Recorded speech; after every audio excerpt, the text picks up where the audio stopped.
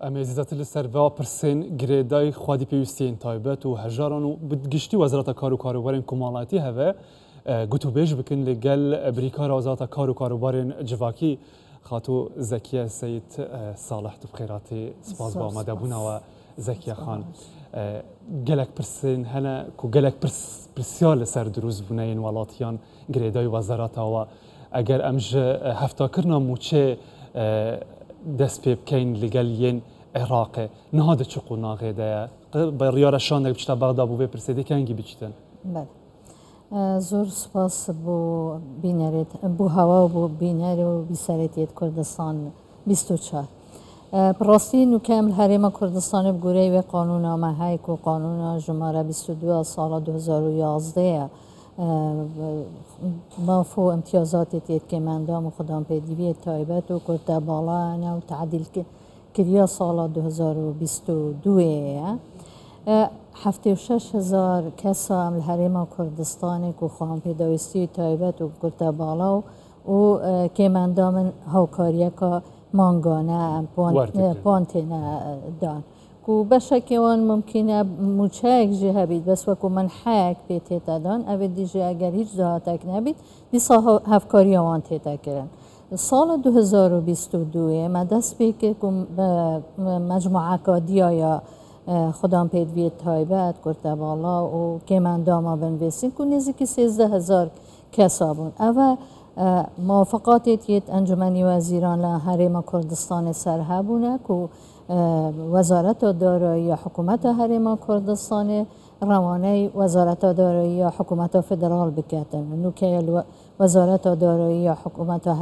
حکومت فدرال با هنده که موافقه بکن با هنده اوجی زیده ببن سروان 76,000 کسا که دبنا نزدیکی 9,000 کسا باشه آن ویره لوزارت دارایی عراق لیست ویره نابینوان ویره نه گهشتکی و چه برسوکه و هبویه یان حتی نوکه برسوک نداره از توی باور دامه یا خلوی که گرتی که وفده وزارت کار و کاروبار کمالاتی بسروکات یا جناب وزیر کار و کاروبار کمالاتی سردان آن بکن و هنده دانستاندنیت یه پتر سروی بابتی بهنه کرن گل لاینت پیوندی دار چون که ممکن الگل وزارت یا کار و کاروبار کمالاتی حتی اگر پیدوی که گل سروک وزیران حکومت فدرالی دانستاندن سروی بابتی بهنه کردن سر کومکایان بابتا اکشوانا ممکنه بابتی که من دام خودم پیدوی تایبت و کرده بالا بیدن ما بابت دیجیه های که مثلا یا تو را پرستنا یا کمالاتیه و تا که سال 2015 حکومت حریم کردستان هاری کاریوان تا تکرن لیل 2015 وره یهاتی برین اف هاری کاریه او که هم مصطلح عامیانت بجینه هجار بله اگر بیت ورگرتن بیت قبول کرن جالیه عراق و تایبت اگر هم بحثی هفتا کرنا موچه و اوی نوجی که بین تومار کرن موچه بین دان 13,000 تا بحث کرن چه گوهرتن ده بسر موچه آن داتین چه ده چه آبیتن اف بروسه گوری او بیورید حکومت یا فدرال هین او تشتیت برچاویان او بیورید برچاف کرن بو دانا یا وی هاری کاریه بو که من داما بابت یه رجا یا که مندامیه و جوری که مندامیه که 150,000 دست بید کردن حتی که 250,000 او امنو که الحریم کردستانه هاری کاریا واند که این وکو منحک اوی که وظیفه که دا بیتن چل کرتی تایبت بیتیان کرتی گشتی وکو حکومت بیتن اوان ام 100,000 دینه بس او باقیات مینی که نزدیکی 6,000 او باقیات مینیتن ام 150,000 هاری کاری واند کن اگر ها تو حکومت فدرال رضامندی بدتن و تا گوره ریجه و جوری که من دامیه حتی 250,000 جده هاری کاری وان گهی تا حتی 250,000 زکی خان پیویز دکتن که صبح عراق بیجیتن پیویست لجنین ماجی فحصین وان کسان بکن و ریجه و کم اندامیه و پیتوین تایبت دیاری بکتن و حتی او موافقه سر بکن یان ده پیش به انجام هنگو گریدن یعنی هرما کردستان گریدن او دمینی تا وقتی دانستاندن الگلوان لاینا کانی چهار کوین سروی که چونکو اول وریجی هاتی نپسند کن همی پرکا لجنه تندرستی هاتی نپسند کن یعنی در وقت به چویا و پشکنی بله من گوتیش 2022 ما دست به که حتی که 2024 یعنی نزدیک 2 ساله نزدیک 2 سال اگر هاتو او جوی داخوازه بکاتن هنده دم دخوازید او جوی بکنه و دوباره بکنه و جارب هر دزبریت و بوان لجنه چون که ما چه سنتر دست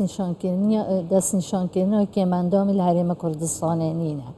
عراق ممکنه هبید بس من نینه و دی صد زبریت و بوان لیجانه یعنی او لیجان عیناً ده انجامات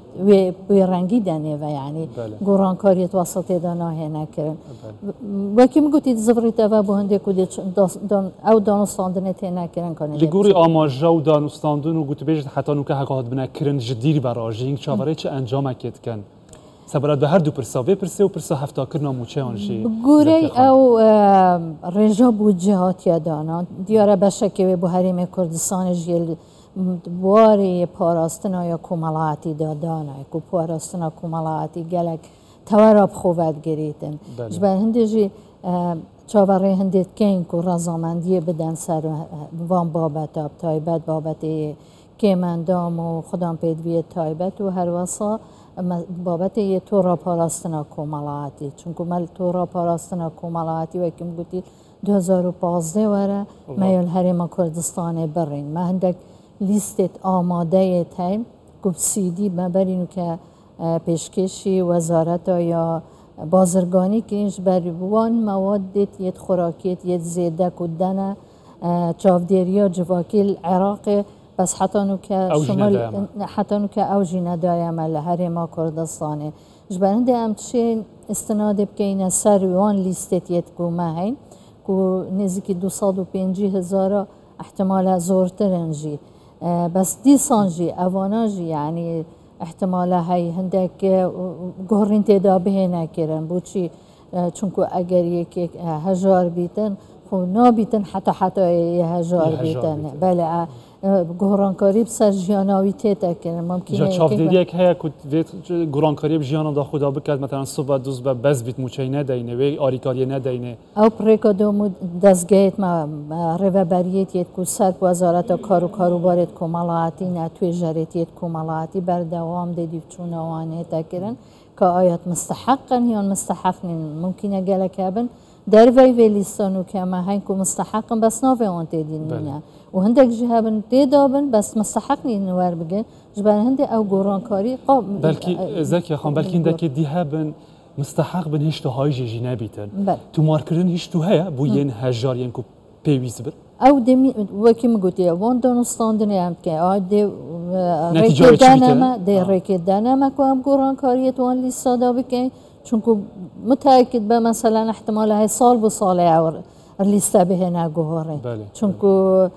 یکی هزار نوکه بلکه پشتی های وکادی بخو کاری که پیدا بکردن و نچیده چارچیوه وان پیوری که ام بود دانه چون که ما رنمایی تایم رنماییت خویت و که وزارت کارو بارد کمالاتی بود دست دوان رنمایی دا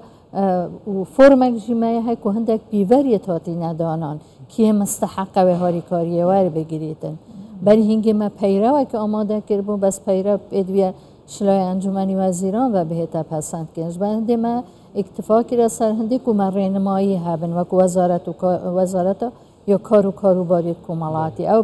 پیوری تیدهاتی دست نشان کردن گوره وان پیورا خلقی سود من بیده باشه بو خدانین خودی پیستین تایبت جی خدان پیدیوین تایبت جی این که خودتو مار نکربن یا نود گهن حالت که پیستی آن بالی کاری هبید او جی تنفتو مار کنن او لیست جاره حتی انجام اولی لیست جی هبید یا کو شویا بغدا جاری انجام که لیست هکر هبن وی وقتی ام چین رضامندی آوان یعنی وان دانستاندن ام گل وام کن رضامندی وار بگیرین بو هندی کو دست بکن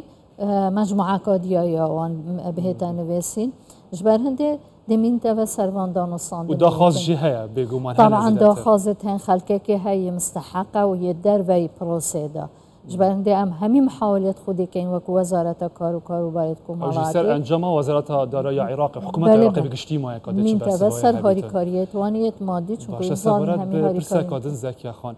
مالباتن به سرپرش دمینن جنکن به ظلام دمینن آلیکاری واجی هبون هیچ ابدیت تا گرانکاری به سروان دهاتیه من هوای او بجمع پورا پاراستنای کومالاتی او جدی چنات نافوان دار ناف ابیت هجار ده نه بله چون که بری نو که بیور هجاری بو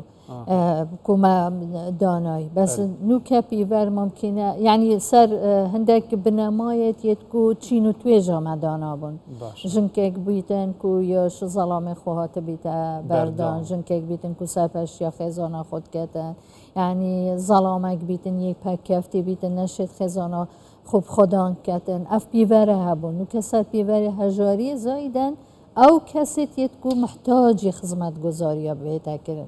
والجال هندي جدا مالجال بانقا دولي ما بايلوتك يعني تستك يا هيكو هيفيدارين تفصيلات داب تشيتا باري جبهه كرنه او جيب کومک یا خزانه 3200 خزانه پارزگاه ها دوهو که به هنده کوهاری کاریانه حیوانه بهتا کردن و زیسانجی بو دیاری کردی و چند؟ بله بو ما نه حیوانه حتی که ساله که بس چیه بیورد خومایت هین ما تویجرت یه کومالاتیت هین که او تویجر دهنه راهنان شلای بانقا دولی و با دست نشان کردن یاوان خزانه بگوره یوان بیورد یه ام دانیم بو دست نشان کردن یوان خزانه هشتا نهات دست بکن عملی او؟ عملی وقت تویجر بله یا هات دست بکن بس مین و تخویلا یا وزیرا یا کارو باره کومالاتی بهتا کردن بو ورگردنا یا وی پاره بهنده بهتا سر حسابا یا حریم کردستان راستا خوش بانکا ناف دولتی و یانجی اوجی بغداد و گلک منحه و هاریکارین دولیت هن لبغدادنا راستاندن ناهین با حریم کردستان بله او اکشون بابتا بوکو زور و کشای چون که رضامندیت حکومت عراق بیان ادیش وزارت پلان دانانه وزارت دارایی و انجمنی وزیران جبر هنده یا وکشای خوشحالی و بدو ماهی که موافقه سران دهاتیه کن نو که رضامندی هایشلای جناب سروک حکومت حریم کردستان بود تخویل کردن یا وزیر کارو بارد کومالاتی بهنده که او مبلغ بهتا سر حسابا یا وزارت کارو گلک سپاس زکیه خان زکیه سید صالح بریکار وزارت کارو بارین جواکی سپاس بو و دمات دوام و تو هاتیه بره سپاس بو هواجی سرکفته